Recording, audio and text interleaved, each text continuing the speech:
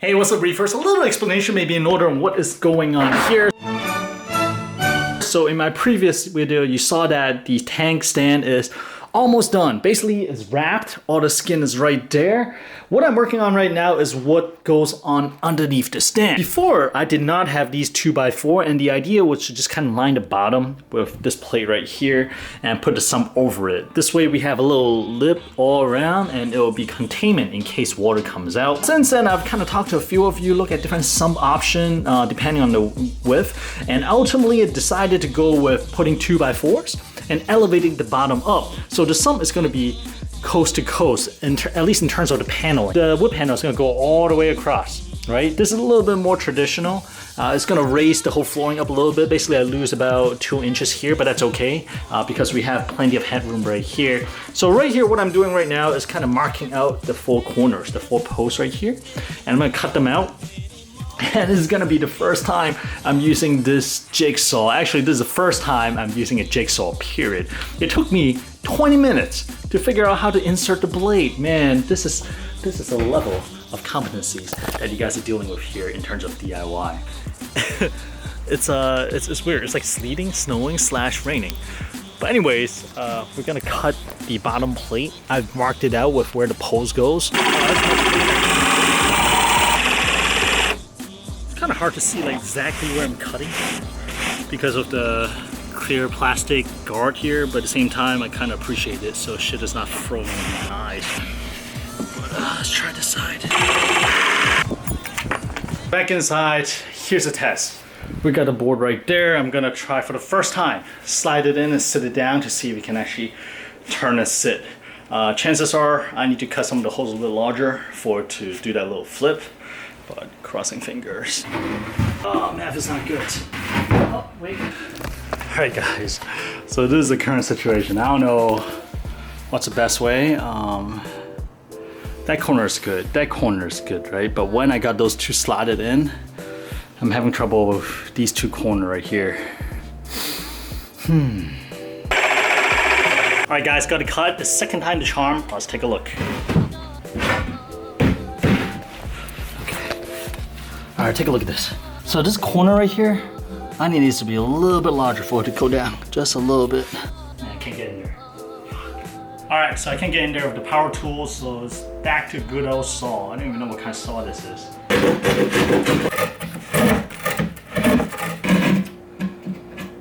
So we're kind of getting there, so the board sits in. However, one side sticks out that much, which is kind of weird because it's supposed to be a 4-foot. That side is good. Alright, hopefully this is actually, really, finally, the last time.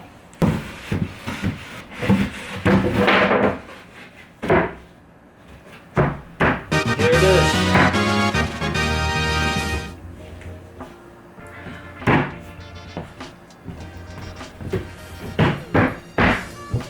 Oh, coast to coast. Yes. 2 weeks later. Hey, what's up, Reefer? So for the past couple mornings, I have been working on the stand before work.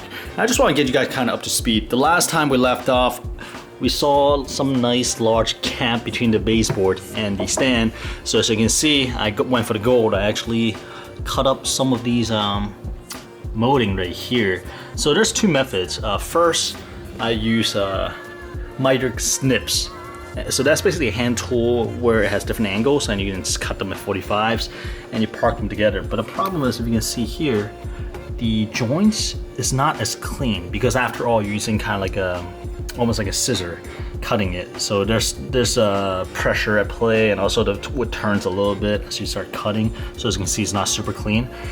So that was kind of like my easy way out. So seeing how this looks, I pull out the miter saw. And these are the corners that I get right here. Much cleaner, pressed together much nicer. The only sketchy part, these little bit right here, this little piece right here, I was like, man, I'm gonna lose a finger. So for those parts, I pretty much use the miter snip so I can keep my fingers. But yeah, I'm still learning how to use tools, as you can see. So what I'm doing right now is, as you can see right here, we got some of these little gap right here. I'm using these kind of trim caulking that's really flexible, and Big Sketch is something that my buddy from Old Town Home recommended. I'm using caulking to kind of fill in the gap a little bit and to kind of seal any gaps. Now here's the big thing I had to decide. This is like the first big decision, well, second big decision I had to do. Some people recommended leaving the bottom plate removable in case water does soak through and I need to like dry up whatever's underneath it. So I look at this and I think like how often that happens versus if I leave it with a gap like this, how often the water gets in here and cause issues. So which is the less of two problem, right? Ultimately, I decided to just caulk it up, right? Seal the gap, and because I feel like if water gets underneath the base plate and I have to lift this, that means I have to take out all the sump, and that's a huge operation. That's already like DEFCON 2. Not quite DEFCON 3, but it's like DEFCON 2. And at that point, I can just like use those knife to break the caulk or whatever and just lift it. I'll find a way down there basically. I'll cut a hole or whatnot. That is gonna be rare, if at all. Versus if I constantly have a gap like this, I feel like water is always gonna drip down. Like right here, this is okay because base plate actually connects. Let's see if you, that side's okay too. But if you look at the other side, sometimes like there's a gap here that leads straight to the floor. So I feel like water getting through there is more likely and more damaging in terms of just kind of sealing it up and paint the whole bottom piece with like water resistant or waterproof paint to make sure that no water goes down to the base plate at all. 1 week later. Alright guys, so it has been a few days. I've done some work on the stand.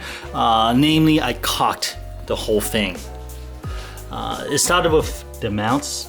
I want to make sure water doesn't go in. It looks a little bit neater, so I caulked it. And then somebody suggested, hey, why don't you just like caulk this as well so water doesn't come in? I'm like, good idea. So I end up caulking the whole thing. Kind of OCD, right?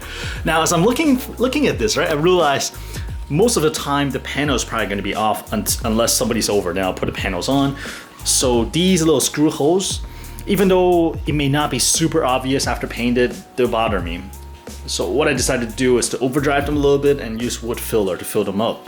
Now, I've already done the overdriving part, that's why all the screw kind of sets in a little bit. I definitely don't want to overdrive it too much, otherwise it's going to start affecting the integrity. I may crack the wood. That's the last thing I want. But as you can see here, I've already done a few, and I just want to kind of put on camera on what I've been doing. And this is obviously not the best way. I'm sure there's a better way to do it, but it's just been what's working for me for here. So I usually use my finger to take a dab first. People are probably already shaking their head. I push it in as much as possible because like I want to really get into the thread of the screw. Like this right here.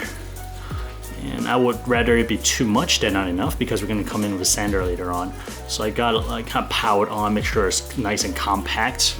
And then what I would do actually is a tip that I picked up from one of you guys, my Canadian friend on Instagram. Thank you, sir. Whack the putty knife so it doesn't drag the filler from outside the hole. It'll just glide across nicely. Look at that. How's that? Pretty good, right? I know some of you guys are probably shaking your head right now, and if there's a better way to do it, leave it in the comment. I'm sure everybody else is gonna appreciate the comment on best practices. But for me, I don't think I'll build this again. So, so look at this. Ideally, it should raise up a little bit. So I will probably add a little bit more. But again, rather it sticks out than sinks in. Now, once everything dries, I'm gonna come in again with a sander to kind of smooth everything out, then we should be good. And the wood filler I'm using is actually Timbermate, and the caulk I'm using is Big Stretch. And there you guys have it, the latest update to the 150-gallon build. The next time you see this stand, it's probably going to be painted, and hopefully the tank will be up on here. That's actually my main goal. Get the tank on the stand so the stand can stop taking up room in my kitchen. You may be asking, how come the build is taking so long? Well, to be honest, I'm not in a big rush because the tank is here to stay, and I have a couple other tanks that I'm really enjoying. For example, the 45, the Budget Nano, the Planet tank, the Axolotl tank, they're all super enjoyable, and I'm just not in a huge rush to get 150 gallon up because during the process I'm learning a lot every step of the way. I'm meeting new people that's helping me out. I'm learning woodworking. I'm learning the basics of plumbing. I think it's fantastic. So this is just gonna be an overarching project in my hobby.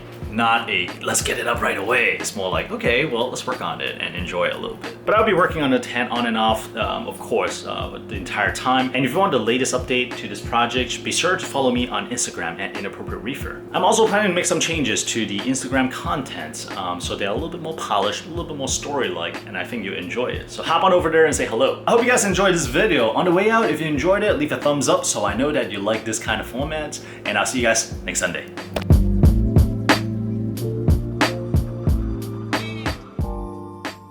Faster, gotta go faster, must go faster. One for you, faster. Let's go! I think that was out.